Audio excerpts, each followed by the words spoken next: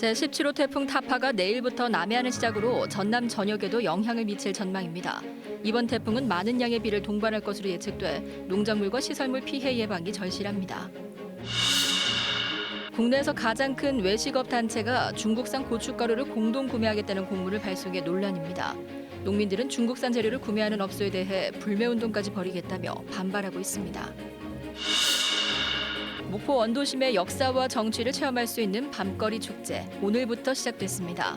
KBS 목포방송국도 사흘 동안 지역성을 되새길 수 있는 다양한 예술 프로그램을 마련했습니다.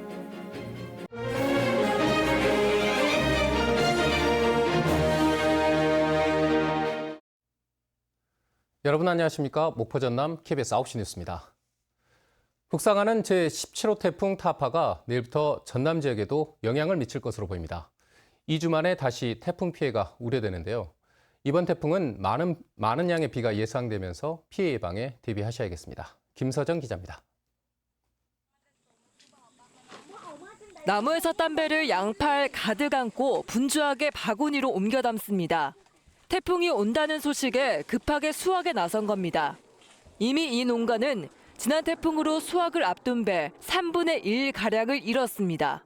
이 앞전에도 배가 엄청 많이 떨어졌거든요. 근데 이거 한다 해도 큰 것만 조금 내린 것이라 또 많이 떨어져요.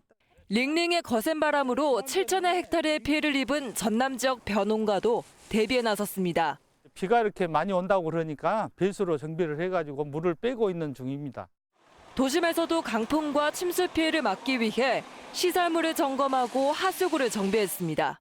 주민들이 비에 대한 피해를 적게 보기 위해서 하수구 준설 작업을 하고 있습니다.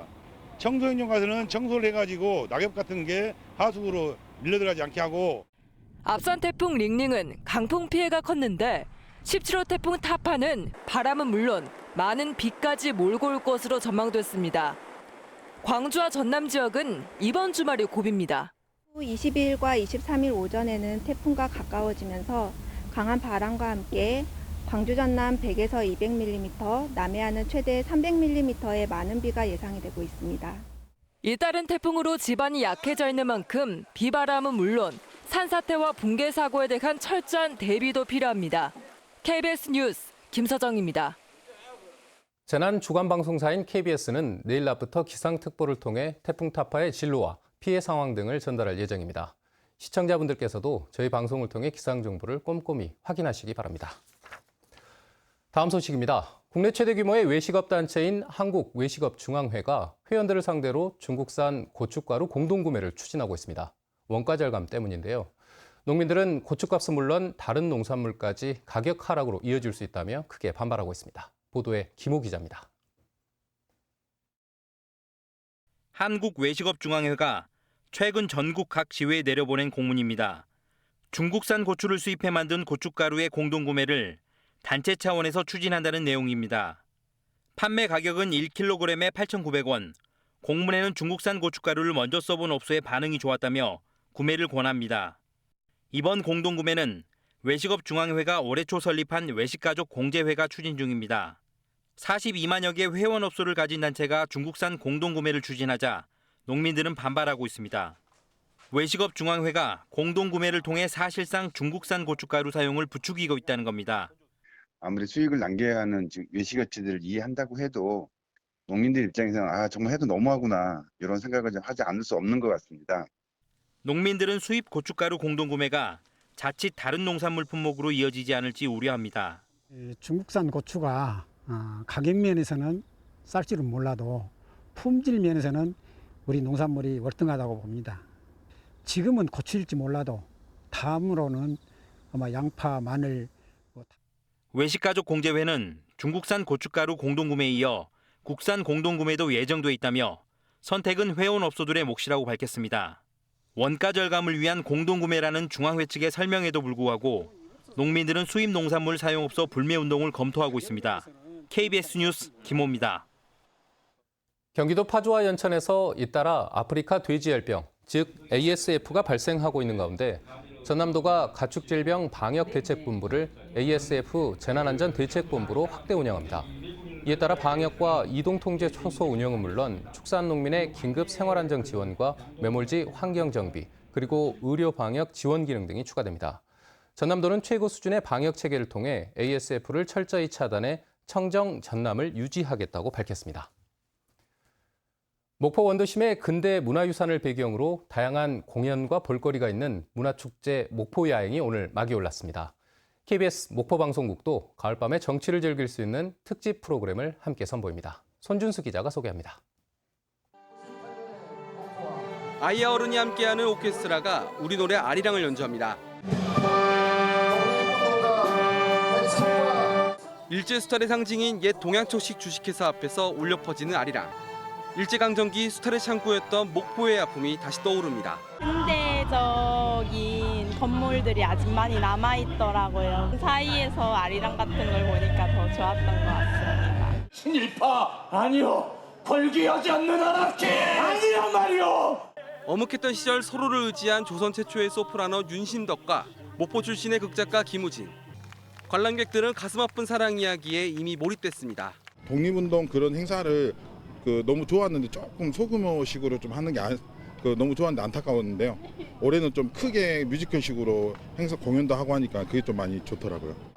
목포시가 지난해에 이어 개최한 밤의 축제 야행. 지붕 없는 박물관으로 불리는 목포 원도심에서 아픈 역사를 잊지 말자는 취지로 열렸습니다. KBS 목포방송국도 야행의 풍성함을 더하기 위해 특집 프로그램을 준비했습니다.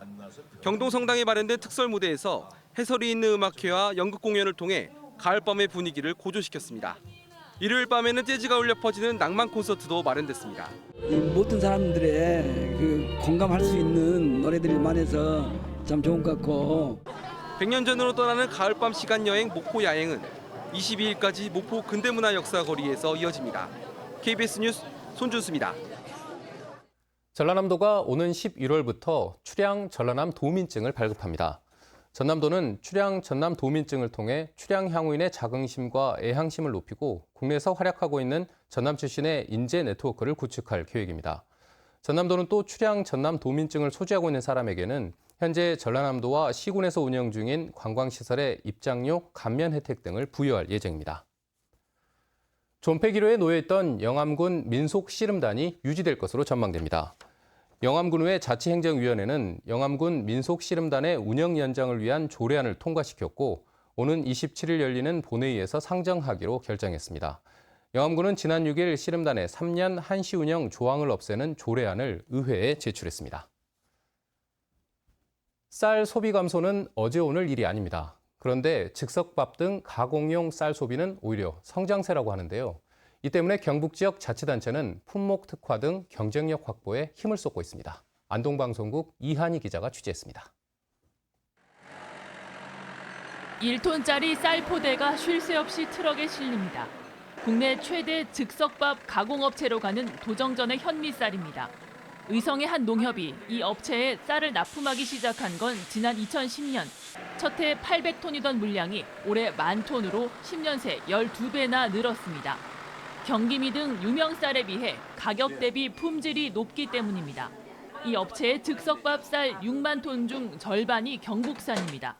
브랜드력은 낮아도 외관상 품질은 조금 떨어질지언정 밥을 만들었을 때는 충분히 그 쌀들보다도 맛있게 만들 수 있는. 수확기 작황에 따라 가격이 결정되는 일반 수매에 비해 농민들은 안정적인 수익을 얻을 수 있습니다. 5%에서 10% 정도 가격을 높게 받을 수 있습니다. 회사하고 연간 계약을 1년에 한 번 맺기 때문에 가격의 등락을 떠나가지고 안정적으로 공급할 수 있기 때문에. 지난 2015년 323만 톤이던 국내 곡물 수요량은 4년 사이 4% 줄었지만 쌀 가공품은 30% 증가했습니다. 특히 즉석밥 또는 도시락용 쌀 수요는 7년 새 2배로 늘어났습니다. 경북 지자체들은 더 나아가 가공품에 적합한 쌀 품종을 적극 도입하고 있습니다. 한아름 찰별을 금년도에 40헥타를 조성을 해서 하고 있고 내년도에는 80헥타로 확대해서. 침체를 이어가던 쌀 재배 시장이 소비 형태의 변화에 발맞춰 틈새 성장을 이어갈지 주목됩니다. KBS 뉴스 이한입니다. 태풍 링링으로 파손된 가거도 방파제 피해액이 85억 원으로 잠정 집계됐습니다. 목포지방해양수산청은 가고도 방파제가 50m가량 파손됐으며 이로 인해 사삭 등이 유실돼 피해 규모는 85억 원에 달한다고 잠정 집계했습니다. 또 시공업체인 삼성물산이 공사 중인 방파제에 대한 손해보험에 가입해 있어 보험금으로 재공사가 이루어질 예정이라고 밝혔습니다. 한편 이번 주부터 시작된 피해 방파제에 대한 정밀 조사는 높은 너울과 파도로 어려움을 겪고 있으며 북상 중인 태풍의 영향으로 더 지연될 것으로 예상됩니다. 이모빌리티 엑스포 산업 전시회가 오는 26일 영광에서 열립니다. 이번 엑스포는 일상 속 이모빌리티가 인공지능과 빅데이터 등 첨단 기술과 어떻게 융합될 수 있는지를 보여주고 산업 트렌드를 공유할 수 있는 장이 되도록 기획됐습니다. 특히 올해는 국내외 이모빌리티 연관업체뿐만 아니라 신재생에너지와 드론 등 신성장 산업 관련 업체와 기관이 참여해 첨단 기술을 발표할 예정입니다. 전남도가 레저 선박 부품과 기자재에 대한 국산화 구축 사업에 나섰습니다. 전라남도는 현재 레저 선박 제작비의 60%가 부품 기자재에서 발생하지만 대부분 유럽 등 수입에 의존하고 있다면서 레저 선박 건조 경쟁력을 높이고 비용 절감을 위해 국산화 제품 비율을 높일 계획이라고 밝혔습니다. 전남도는 이에 따라 2026년까지 선체 부품은 28%에서 45%, 추진 발전기는 2%에서 20% 등 국산화율 목표를 세우고 사업을 추진할 예정입니다. 전라남도가 2019 전라남도 공예명장을 선발합니다. 전남도는 장인 정신이 투철하고 공예 문화산업 계승 발전에 기여한 공예인을 대상으로 도자와 유리, 가죽 등 모두 8개 분야에서 2명 이내로 선정할 예정입니다. 공예명장으로 선정되면 명장 증서와 휘장, 그리고 명장패 등이 수여됩니다. 진도군이 해양쓰레기관리 최우수 자치단체로 선정됐습니다. 진도군은 오늘 진도 가계해수욕장에서 열린 제19회 국제 연안정화의 날 행사에서 해양 정화활동에 기여한 공로로 최우수 자치단체상을 받았습니다. 진도군은 올해 전체 예산에서 해양쓰레기 관련 예산을 7%로 확대했으며 지난해 대비 해양쓰레기 수거 실적이 2배 이상 올랐다고 밝혔습니다. 지난 18일부터 열린 제1회 전라남도 혁신박람회가 마무리됐습니다.